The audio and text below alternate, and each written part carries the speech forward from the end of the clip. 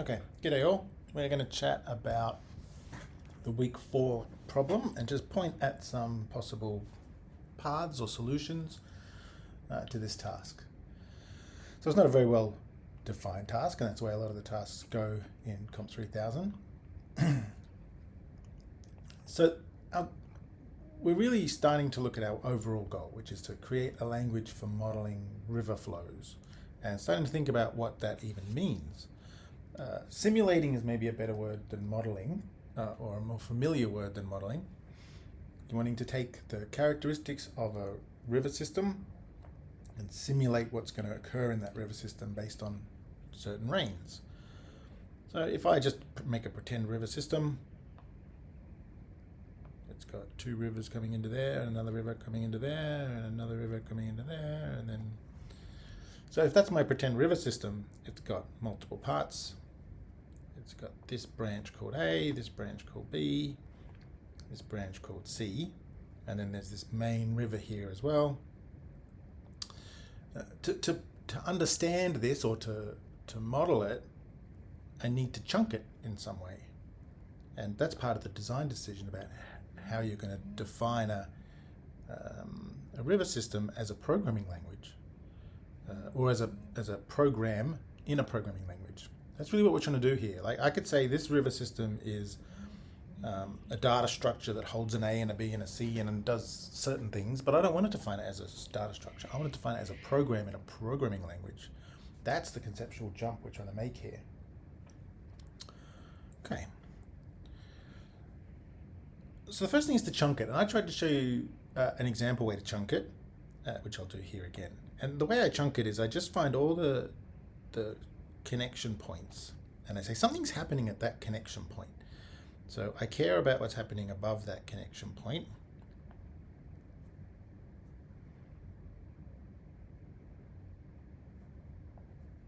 And I care what's happening within that connection point. If I think about it in terms of rain falling down, I know that when rain falls in this region, it flows down Creek B, and when it falls in this region, it'll flow down Creek A. And when it falls in this region, it's going to be added into the flow for that creek. Falls in this region, flow for that creek. Falls in this region, it's added into the flow for that creek. So it's not a bad way to break it up. And that's what I've pointed towards here. And each of these I'm going to call maybe a catchment or a watershed. Those words are fine. Or a creek system. But I've got 1, 2, 3. I've actually got a fourth and a fifth here. A, B, C, D, and E. So rainfall equals water in river. That's a good start.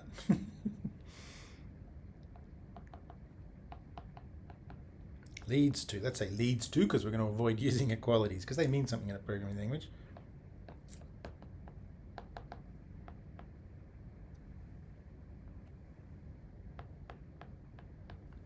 Okay, so the rainfall, the amount of water flowing down Creek A is going to depend on the amount of rainfall that happens. But let's just assume I've got a certain amount of rainfall, X. If I look at Creek A, or catchment A, it's relatively small. So if there was X rainfall, there might be, say, 2X water flowing down that creek. And B is probably the same. It's probably 2X water flowing down that creek. Now D, the area for D is bigger, so there's probably 3X water falling in that area. C, it's probably small as well. Well, let's make this one a bit even bigger. Let's make that 4X. Then this one would probably be 3X. And this one here is probably another 3X. So each of these catchments now has a size indicating how much water gets captured every time there's some rainfall. Overall, then, I might say that the total rainfall from this system is 2X plus 2X, so that's A and B, plus 4X plus 3X plus 3X. right? And that's A, B, D, C, and E all flowing into that river system. So just by exploring this idea, I've gotten to an expression here that represents how much water is in the river. Coming out of this point here, coming out of point E on the river. Cool, this is me starting to model a river system. What I want you to notice at this point is, hey, if I were to choose to model my river system this way, this was my decision, then this text here is going to get written in my program somewhere. And then if that text is being written in my program, my scanner needs to support that text. Yeah? So we ask ourselves, so we would need because scanners are what we're doing at the moment.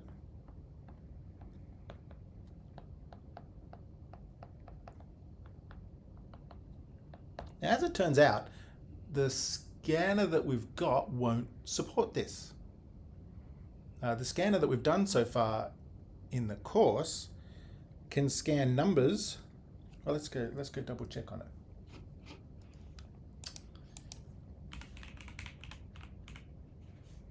Crafting interpreters.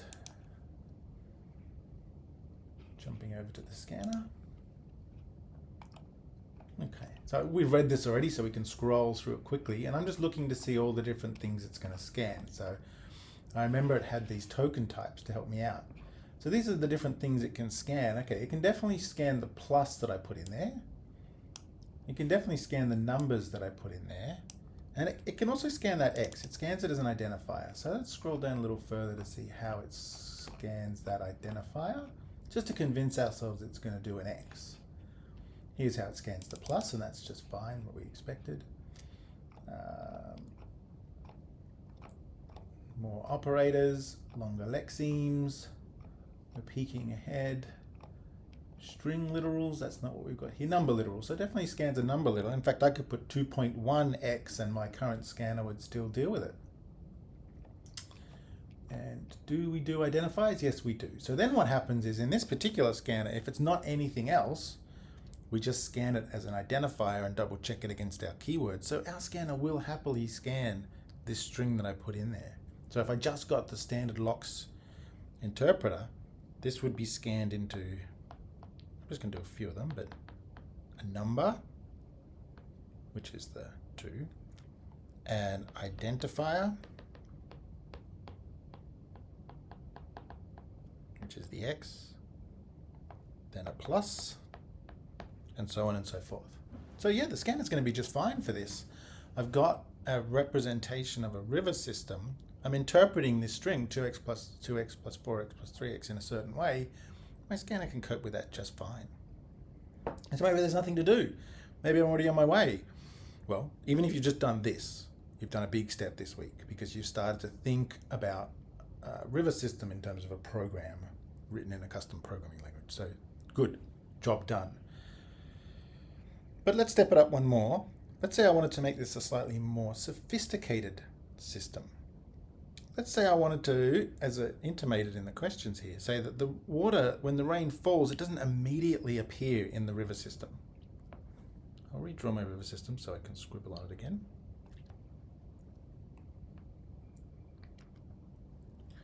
Let's say that when rain falls, we had river system A, B, D, C, and D. I'm still breaking it up in the same way. I won't put the orange parts on there just to make it easier to read this. What if I wanted to say that when X amount of rain falls, on day 1, 1x gets into the river, and on day 2, 1x gets into the river, sorry. And on day 3, we're done. 0x gets in, 0x gets in. So all the water flows in over 2 days, half of it in the first day, half of it in the second day. But river system A is much steeper. So on river system A, 2x goes in on the first day, no x goes in any other day. Yeah? River system D maybe is super shallow, so maybe river system D, the rain comes in at 0.5x, 0.5x, 0.5x, 0.5x. That gets me my river system D was 4. So in fact, let's make it shallow, but it still gets quite a lot coming in because it's a big system, right? So it'll get 1x, 1x, 1x, 1x, and then 0x on forever. C got 3. Let's make that one shallow as well, so it can go 0.5x, 0.5x, 0.5x, then 0x forever. And finally, E will do a faster version.